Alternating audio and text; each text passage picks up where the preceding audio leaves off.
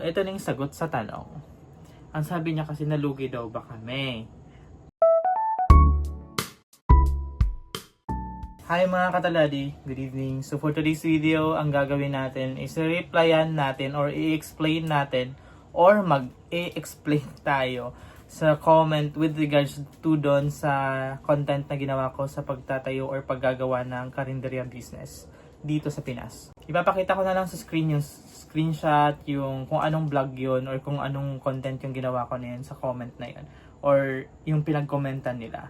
So ang isa sa mga comment doon, sabi niya, unahin natin yung pinakauna. Yung, eto, from My Film Life, yung pangalan niya sa YouTube. Ang sabi niya, I want to start a small karinderya business in our town. Next year, it will be 4 of us. So, siguro ito yung nasa ibang bansa and then magtatayo ng karinderya. So, ito kasi nag-comment siya dun sa video ko na starting a food business in the Philippines or in PH, yung ganun. So, ibig sabihin hindi pa niya, or I don't know kung nakita niya na yung video ko na nagsarado na kami or hindi. And then, meron pa nag-comment dito, sabi niya, same tayo kuya, first timer kami nag-rent kami ng, mag-open kami sa January 2026. So, probably, nabasa niya to last ng November or 2025. Siguro hindi pa niya nakita yung update na nagsarado na kami. Nag-rent kami, Diyos ko, sa nagabayan kami kasi nag-start pa lang kami. So, ayun. And then, meron pa mga nag-comment dito. I have my space. Gusto kong magkarinderya kasi hindi ko alam paano mag-start. Yung mga comment na ito yung nasa starting a food business in the Philippines ata. So, ito yung video na to. And doon sila nagko-comment. I-attach ko na din yung comment nila. And explain na lang din. And lately, ito yung mga ito nabasa niyo yung or nakita niyo yung post ko siguro na nag-close na nga kami. And then at the same time siguro may update na siya. Alam niya na nagsarado na kami. Ang sabi niya, ilang buwan kayo nagtagal bago kayo magsara? At anong dahilan bakit kayo nag-stop? So isa to sa mga comment. And then yung bagong pinaka-latest kasi kaya ako maggagawa din ng video and mag-aano din ako. Sabi niya, nalugi ba kayo, boss? Hehehe. And then before siya nag-comment nag-comment siya ng kamusta or musta po. Ito naman sa video na a day at karinderya update. So hindi yung ibang nag-comment hindi sila aware siguro na nag-close na kami at hindi nila nakita yung video kung medyo magulo yung camera ko wag lang. Or hindi pa nila napanood yung video update sa sa ginawa kong video sa YouTube. So, with regards to doon sa mga unang-una, doon sa mga magi-start pa lang and then gusto nila mag-try ng karinderya business and then etc. Pag nauwi ng province, pag nauwi sa ganito, magi-start na sila or doon sa mga nag-start or magi-start na ngayon last January 2026. Good luck sa inyo and hindi naman porket nalugi kami, nalugi yung sa pagkakarinderya namin or pag-start namin ng small business na karinderya, ibig sabihin, malulugi din kayo or ganun din yung magiging mangyari sa inyo. Depende lang naman yan eh. Ang naging problem lang kasi namin, unang-una yung location. Akala namin okay yung location namin kasi nga, tapat ng barangay, kahilera siya ng mga apartment, tapat siya ng bentahan ng gulay, nagpapagupit, and then basta parang market siya na maliit. And ang difference lang, hindi siya nakikita sa kalsada kasi maraming mga nakapark na motor, na sasakyan sa gilid. So, hindi siya visible or hindi siya nakikita sa mga dumadaan na mga nag-commute or yung mga naglalakad, ganun. And then, no nag-start kasi kami sa pagkakarinderya, wala pang nagkakarinderya or meron man isa lang and then nag-stop din. So, ang naiwan kami lang and then, so walang choice yung tao. Either magluluto sila or bibili sila sa amin kasi wala silang ibang mabibilhan. At the same time, sasadyain nila yung pwesto namin. Okay. And after ilang months na pagbibenta namin, may nagsulputan na. So, 1, 2, 3, I think 4 na nagkakarinderya o nagbebenta ng ulam ang nagtayo na ulaman. So, marami ng kompetensya. Hindi pabor sa amin is sila along sa kalsada lang. And kami, kailangan kaming pasukin pa sa loob para makita kami. And yun yung mga disadvantage pag nagbebenta ka ng ulam. So kailangan visible ka sa lahat ng mga pwedeng maging customer. At the same time, though may mga suki kami na pumupunta doon and then yun na yung bumibili, may mga umu-order na online and then may deliver na lang namin. May mga ganun naman ang scenario. Ang mahirap lang sa part namin is kasi karinderya nga yun. So kailangan yung mga mabilisang naghahanap ng ulam, yung mga naglalakad, yung mga dumadaan, yung mga nagko-commute or yung mga nagmumotor. Yun yung pinaka-target talaga dapat. And sadly, ang napapriority na or nakikita nila kaagad is yung sa tapat namin na nasa gilid ng kalsada, nakitang-kita at open na open, walang nakaparada kasi pwesto nila mismo nandun. Tabing-tabi ng kalsada, kulang na lang pag dumaan yung tricycle, mabubundol na yung ano nila kasi nga nasa gilid sila ng kalsada. So, ayun yun. Isa yun sa mga struggle namin. At hindi namin nagawan ng tamang plan if ever ba pag may nag-open ng karinderya, anong gagawin natin? Ano ang magiging kaibahan natin para tayo yung piliin natin?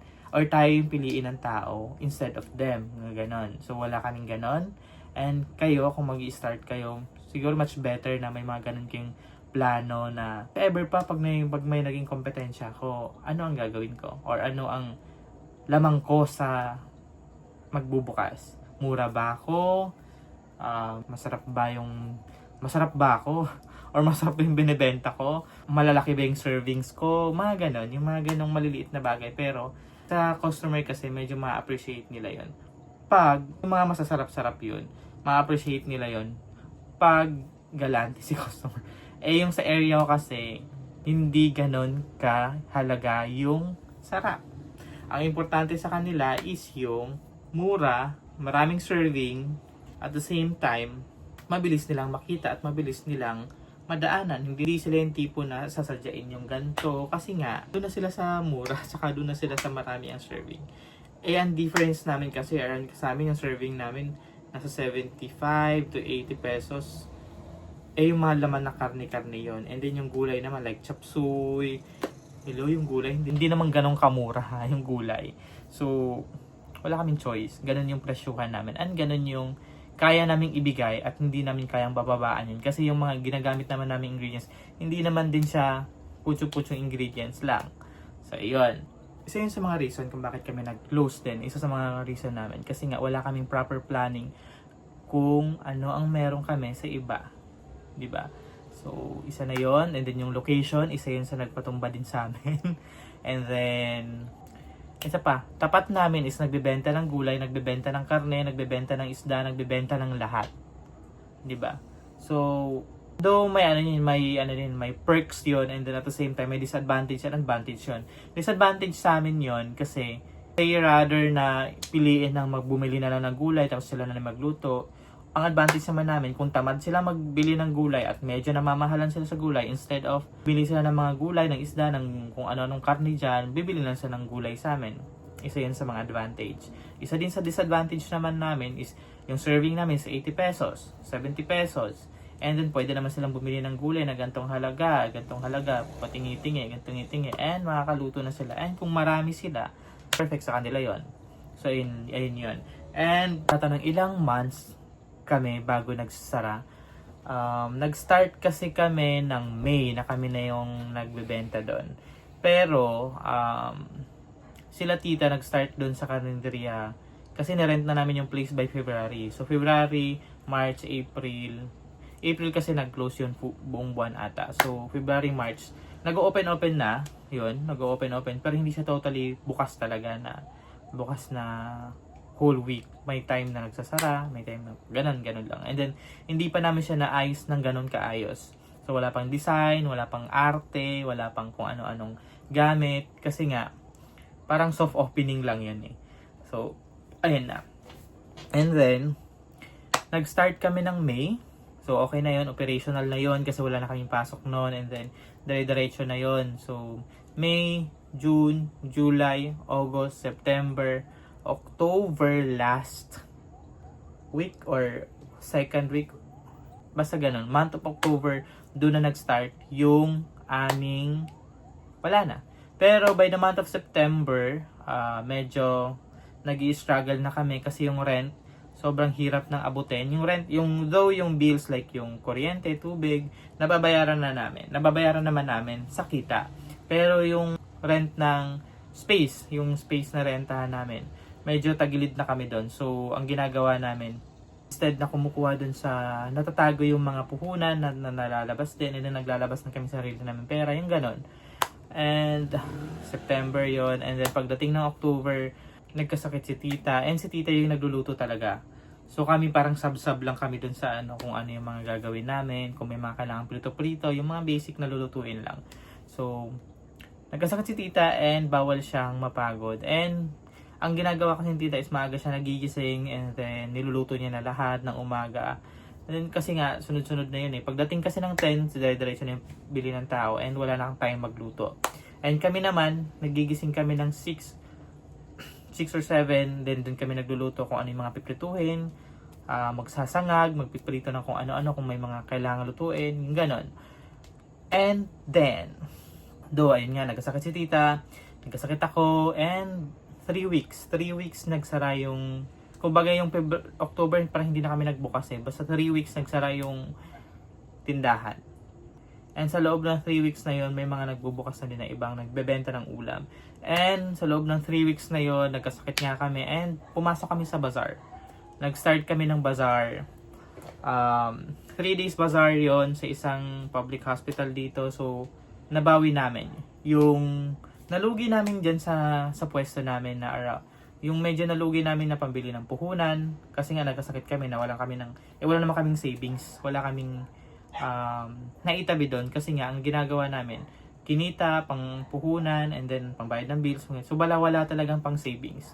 So ang nangyari ganun na, so nag-bazaar kami, kumita kami sa bazaar, and then pumasok, okay na, nakapag-bazaar na kami, and then nag-try kami magbenta ng mga tubig, rice meals sa concert, sa isang concert. May malaking arena dito malapit sa amin, so try kami magbenta ng mga pagkain. Pero bago yon, nagbenta din kami sa tapat ng sementeryo. Pagkatapos ng bazaar, nagbenta kami sa tapat ng sementeryo kasi November 1 ata, November 2, parang ganon. So, may event or may doon sa sementeryo, maraming tao, nagbenta kami doon. Eh, syempre maglalabas kami ng puhunan. So, ang pinuhunan namin doon, yung kinita namin dito sa Bagbabasar. Benta kami. Pero, balik puhunan lang. Okay? So, balik puhunan lang kasi nga hindi naubos yung paninda, hindi nasira yung iba. Kasi nga, umulan. Basta, ang dami din, siyempre, pag alam mong undas, sobrang daming nagbebenta din sa gilid-gilid. So, hindi lang naman ikaw. And then, okay na. Wala kaming problema doon kasi balik puhunan yun eh. So, okay na kami. Okay na yung pagod kahit walang bayad yun. Pero, take note, habang ginagawa namin yun, tuloy-tuloy yung pwesto namin. May pwesto yun, pero nakasarado. So, kailangan namin bayaran yun, yung pagstay namin doon. And ito yung last event na pinasukan namin is yung sa concert. Nagbenta kami kasi nga concert yon, and kilalang girl group yon na Korean. So andun kami. Kung andun kayo, edi baka nakita. So ayun, andun kami, nagbenta kami ng rice boxes, tubig, mga pagkain, muffin, yung mga ganon, yung mga mabilisang kain lang kasi nga concert yun. But sadly, hindi namin naabot kasi medyo malaki pinuhunan namin doon. Ang laki nang nawala sa amin doon sa concert na yon. So, doon na di ba nirerentahan pa namin yung tindahan noon. So, yung space noon babayaran pa namin. And magkano na lang natira? Ang natira na lang is pambayad ng renta sa tindahan. So, ayun. So, may natira sa amin na pera pambayad ng renta sa tindahan. And doon na kami nakapag-decide na itigil na yung pagtitinda doon sa tindahan. Unang-una, was last 2 weeks ng August, September, October, wala na kaming kinikita sa tindahan. Sobrang, kumikita man kami, sobrang baba na para makapag-survive na lang. And sa pagbe-business parang hindi hindi ideal yung survival mode sa pagbe-business. So, nag-start kami ng June, July, August, September, October. Siguro around 6 months or less than 6 months. And ganun yung naging cycle namin. So dapat pag ganun, dapat kumikita na kami at hindi kami nagiging nag-survival mode na. So dapat wala nang ganun. But yun yung nangyari sa amin. And we decided na wala na. Itigil na yung pagtitinda. Itigil na yung yung karinderya. So ayun na. So yung natira naming pangbayad ng renta, ang ginawa namin is pinang-ano namin sa online. Pag may mga nag-order din online, sa nakapag-deliver, nakapag-create din kami ng order para sa NAIA, yung mga ganun. So, pero hindi naman din isang ano yun eh. Parang ilang orders lang din yun. So, ito na yung sagot sa tanong. Ang sabi niya kasi nalugi daw ba kami? Oo. Nalugi kami, hindi lang sa puhunan, pati na din sa mga gamit. So, ang dami na naming na-invest na gamit, plato, baso, kutsara.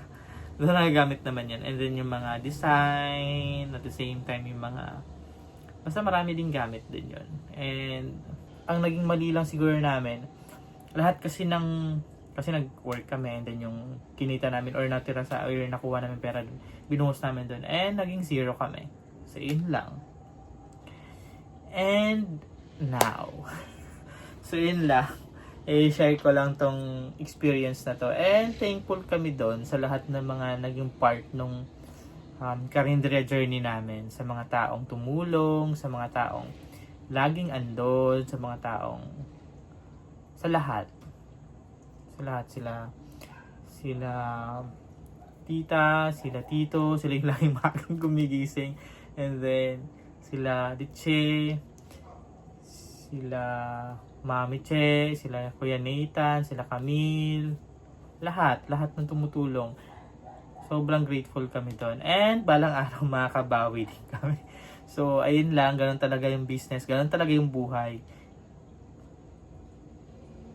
May time na nalulugi tayo. Pero hindi ibig sabihin, hindi ka na makakabangon. So, ayun lang. And sana nasagot yung mga tanong niya. And sana dun sa mga gusto ituloy nyo lang. And sana sa mga nagtatanong, okay na yon. Then kung curious pa kayo, pakinggan nyo na lang yung video na to. Kayo nang bahala makinig. So ayun lang and bye.